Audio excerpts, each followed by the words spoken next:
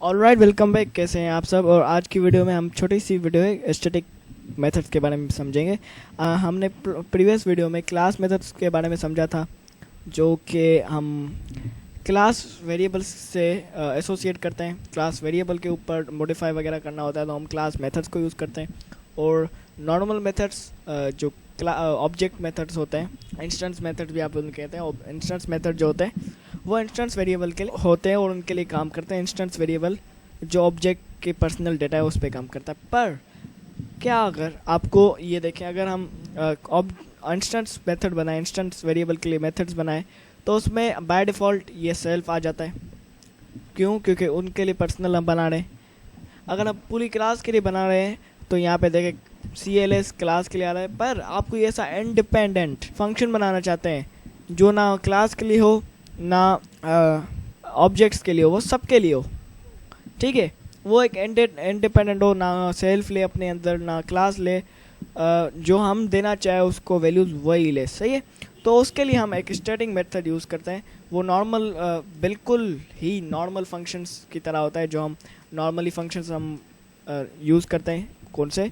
जो हमने फंक्शंस पहले समझे थे, उसी फंक्शन जो क्लास के बाहर हम फंक्शंस यूज़ करते हैं, बिल्कुल उसी की तरह होता है।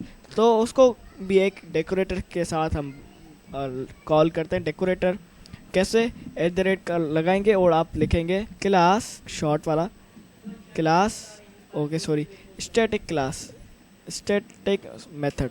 ओके, स्टैटिक मेथड से आप उसको सर्च करेंगे। ठीक है, ये क्लास मेथड और ये स्टैटिक मेथड। और स्टैटिक मेथड लिखने के बाद आप सिंपली एक फंक्शन बनाएंगे def। मैं कोई भी फंक्शन बनाता हूँ, लेट्स ओपन आवर। ठीक है, ओपनिंग आवर्स कितने होते हैं वो हमें लेने हैं और देखना है कि उस टाइम में अवेलेबल है या नहीं है।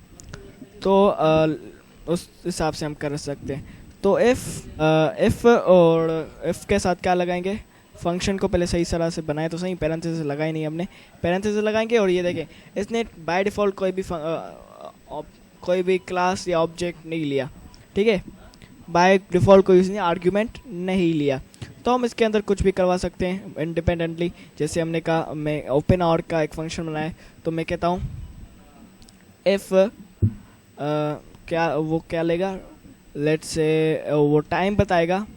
ठीक है, और ठीक है, टाइम बताएगा। तो उसका time, if time is less than, जो टाइम है वो लेस देन है 8 से। ठीक है, तो पास कर दो क्या फॉल्स करवा सकते हैं, रिटर्न फॉल्स करवा सकते हैं, रिटर्न फॉल्स। ठीक है, एल्स रिटर्न टू कर दो, रिटर्न एल्स बनाएंगे पहले, एल्स रिटर्न टू। तो ये आप इंडिपेंडेंटली कोई भी बना सकते हैं। मैंने एक स्टैटिक मेथड बनाया, ये और ऑब्जेक्ट के लिए काम करेगा। अगर कोई हम ऑब्जेक्ट नहीं भी बनाए, ये देखें, ये जो मैंने ऑब्जेक्ट्स बनाए थे इन सबको कंट्रोल / से कमेंट आउट भी कर लूँ, फिर भी ये एम्प्लॉय कौन सा था हमारा, ATM। ठीक है, ATM डॉट ओपन आउट करके मैं इस पे वर्किंग करवा सकता हूँ, क्योंकि हमारा इंडिपेंडेंट है।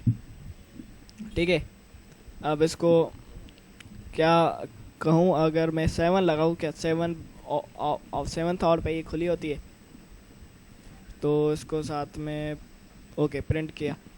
अब इसको 7 आवर्स से कम है तो वो ट्रू आ जाएगा। ठीक है, लेस देन, पर 8 बजे के बाद जो भी आएगा उसके लिए फॉल्स है, मतलब 8 बजे के बाद आने नहीं खुला हुआ। तो स्टैटिक मेथड है, आप इंडिपेंडेंटली कुछ भी बना सकते हैं। ना नहीं वो क्लास से कनेक्टेड होगा, एसोसिएट क्लास वेरिएबल से कनेक्टेड होगा, क्लास से कनेक्टेड होगा, ना ही वो ऑब्जेक्ट्स के इंस्टेंसेस से कनेक्टेड होगा, इंस्टेंस वेरिएबल से कनेक्टेड होगा।